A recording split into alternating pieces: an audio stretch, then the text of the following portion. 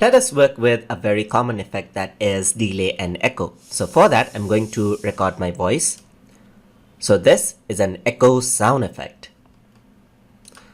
So in order to work with echo, I can either go here onto the effects and then apply a destructive effect. In my case, I'm just going to use a non-destructive one, that is a temporary effect, which I can toggle on and off. So I'm going to go over here onto my effects rack.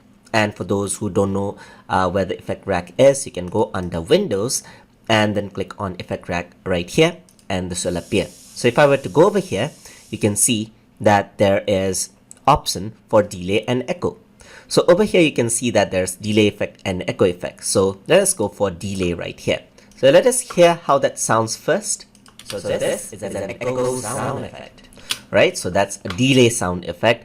And what you can do is you can increase the time of the delay right here. So this is an echo sound effect. So you can hear that it is quite different. So I can also turn this off, and you see that you can hear that it sounds pretty irregular. So this is an echo sound effect.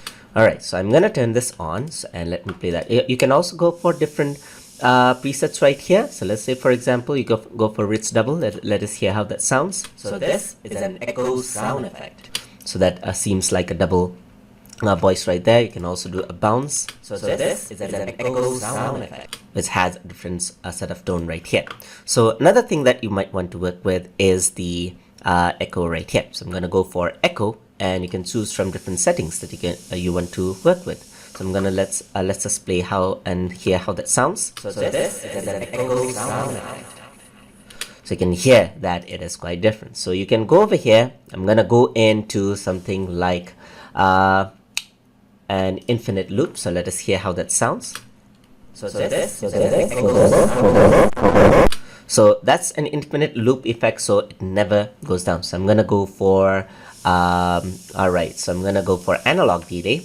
So this is an echo sound effect. So that's how it sounds. So you can also increase the echo level right here, increase the feedback, the delay time right there. Also, you can go for the right channel for a different delay time, so it sounds much more 3D. So let us play that out.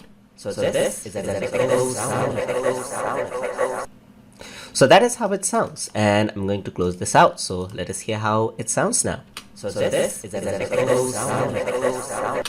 So I can just disable the delay right here. Let us hear how that sounds. So this is an echo sound effect. Right, so that is how it sounds. And delay actually sends our voice from left to right, from the left channel to the right channel itself. So this is an echo sound effect. So that's how you can work with delay and echo effect inside of Adobe Audition. So hope you guys learned something as always. And as always, please like, comment, share, and subscribe.